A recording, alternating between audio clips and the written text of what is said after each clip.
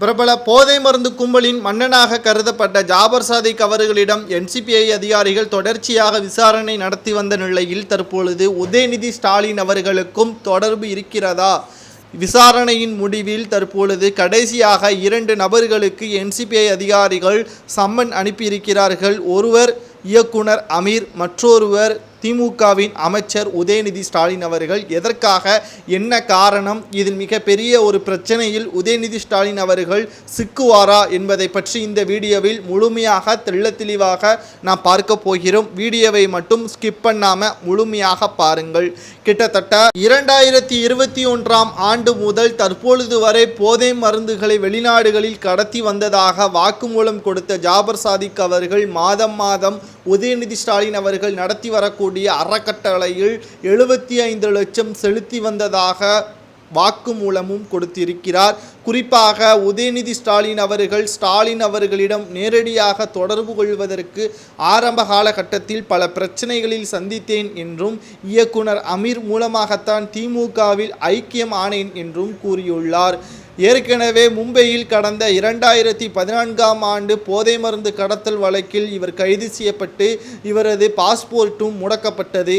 மேலும் அதிலிருந்து இவர் உள்ளூரிலேயே போதை மருந்து கடத்தல் செய்து வந்ததாகவும், மேலும் திமுகவில் இணைந்ததற்கு பிறகு அரசியலை பயன்படுத்தி கொண்டு வெளிநாடுகளில் இவர் ஏற்றுமதி செய்ததாகவும் தற்பொழுது என்சிபி அதிகாரிகள் கூறியுள்ளனர்.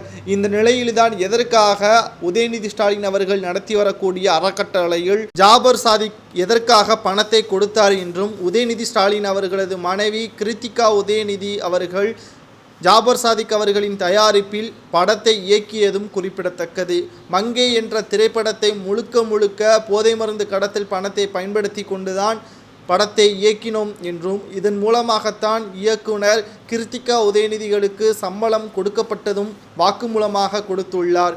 மேலும் பிற வருமானங்களாக உதயநிதி ஸ்டாலின் அவர்களது அறக்கட்டளையில் பணத்தை செலுத்தியதோடு மட்டுமல்லாமல் சில நிறுவனங்களில் பங்குகளை வாங்கியதாகவும், மேலும் ரியல் எஸ்டேட்டில் அதிகமாக முதலீடு செய்ததாகவும் ஜாபர் சாதிக் அவர்கள் வாக்குமூலம் கொடுத்துள்ளார்.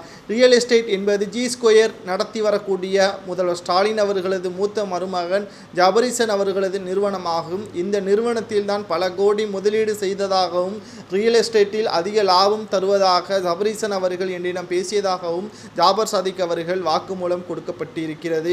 இந்த நிலையில்தான் 3 நபர்கள் கைது செய்யப்படுவதற்கு வாய்ப்புகள் இருப்பதாகவும் முதல் கட்டமாக சம்மன் அனுப்பப்பட்டிருக்கிறது. இந்த சம்மன் விளக்கத்திற்கு உதயநிதியும் இயக்குனர் அமீரும் மேலும் G2 நிறுவனர் சபரீசனும் விளக்கம் அளிக்கும்படி தற்பொழுது என்சிபி அதிகாரிகள் கூறியுள்ளனர். இதற்கான சரியான விளக்கம் அளிக்காமல் இருந்தால் உடனடி கைது நடவடிக்கை மேற்கொள்ளப்படும் என்றும் கூறப்படுகிறது. ஜாபர் சாதிக் அவர்கள் கொடுத்த வாக்குமூலத்தின் அடிப்படையில் இவர்களுக்கு என்ன தண்டனை வழங்கலாம் என்பதை கமெண்ட் வாயிலாக மறக்காமல் கூறுங்கள்.